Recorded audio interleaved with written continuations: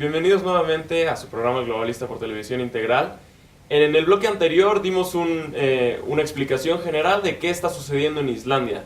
Ahora, Mercurio, ¿cuáles crees que van a ser las repercusiones a nivel mundial? Hablas de que los medios tradicionales no están hablando del tema en otros países. ¿Por qué no se está hablando de Islandia cuando está rompiendo todos los paradigmas?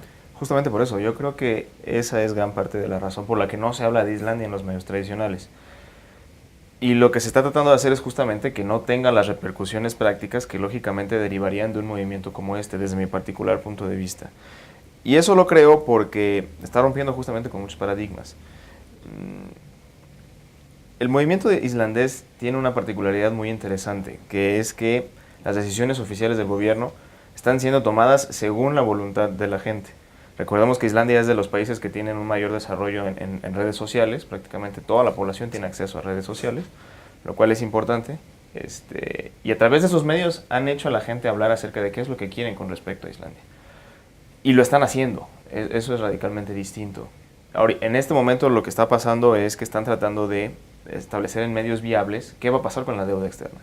Porque si bien han decidido que ellos no van a pagarla, y me parece a mí una decisión bastante legítima, pues ellos no se endeudaron, los países que sí recibieron la deuda, más bien los países acreedores, ya están tomando medidas legales para empezar a cobrar esa deuda. Y le dieron un plazo de Islandia como de 3 meses para empezar a pagar.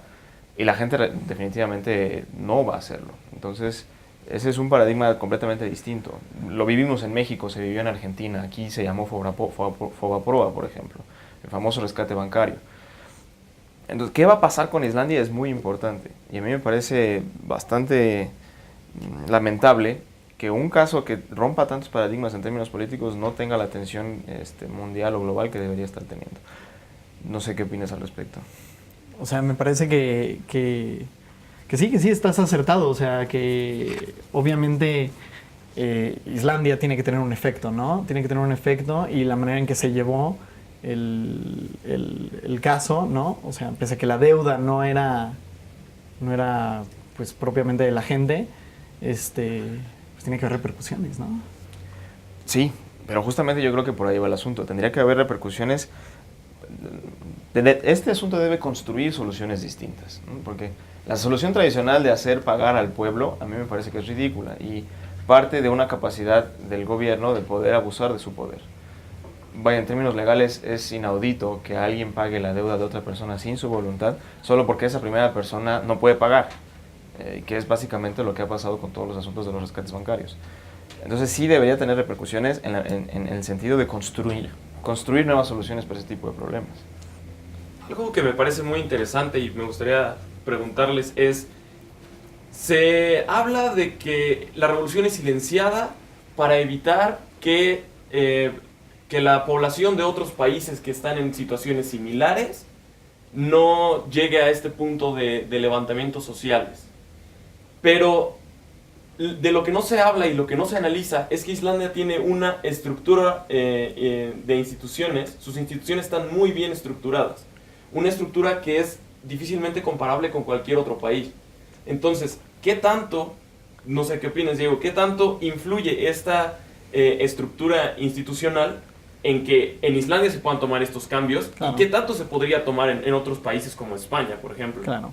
A ver, se le da, o sea, las instituciones que regulan países como los del norte de África, ¿no? No daban paso o sea, no daban cabida a que la gente expresara de manera institucional sus preocupaciones. Uno pensaría que en una democracia existen esos medios, pero también cabe dentro de una sociedad democrática el conocimiento de que si esos medios no se respetan, también hay posibilidad de levantarse en contra de ellos, ¿no? Hay mayor conocimiento, ¿no?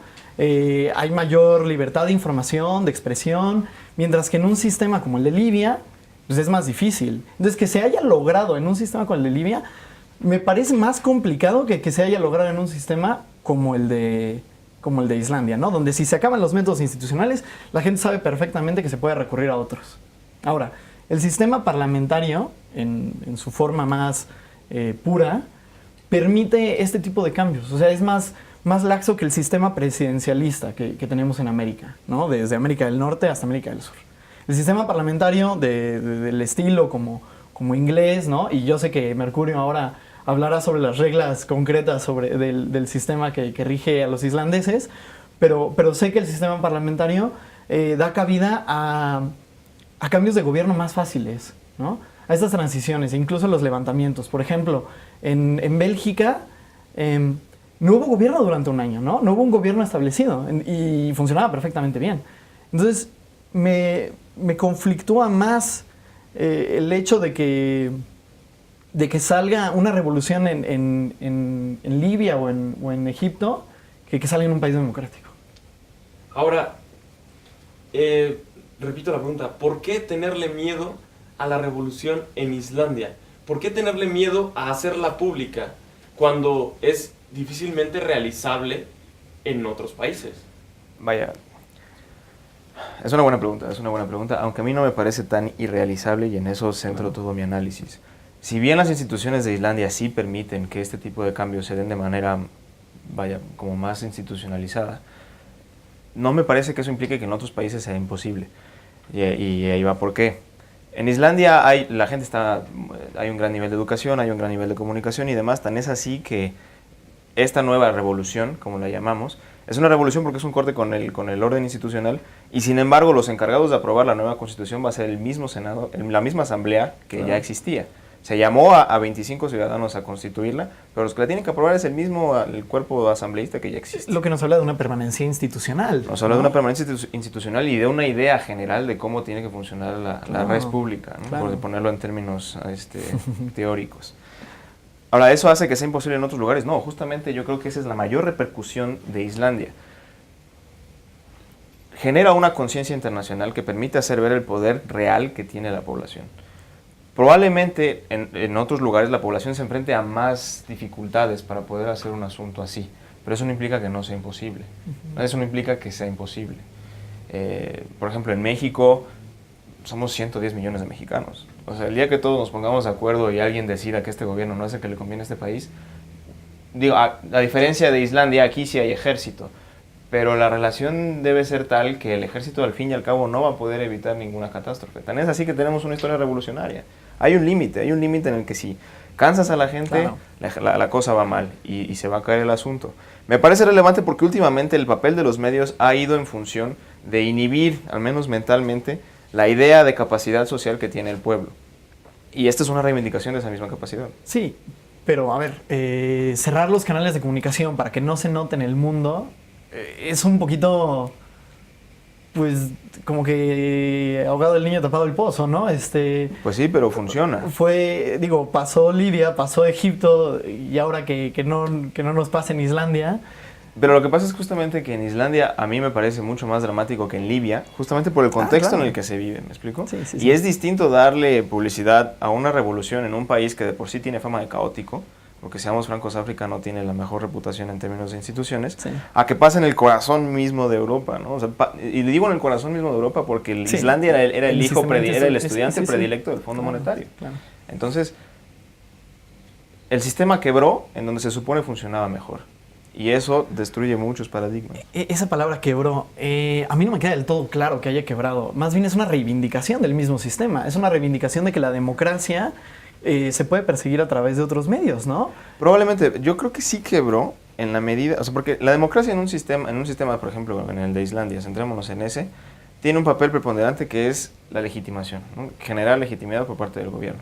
Sin embargo, se quebró con el sistema en la medida en la que a través de un medio que no estaba previsto por ninguna normatividad existente en Islandia, se genera un nuevo gobierno. Entonces, el pueblo hace uso de ese poder constituyente que se supone siempre está radicado en él, pero sí hubo un rompimiento en la medida en la que no se llevó a cabo a partir de los procesos ya establecidos. Entonces, es un quiebre, no es total. Tan es así que volvemos con lo de la asamblea que ya existe. Pero sin duda hay un quiebre, porque no se lleva a cabo a partir de los procesos institucionales que ya no estaban dando las soluciones que la gente necesitaba. Creo que una palabra que se nos está olvidando es movimiento pacífico. Retomaremos esto después de un breve corte.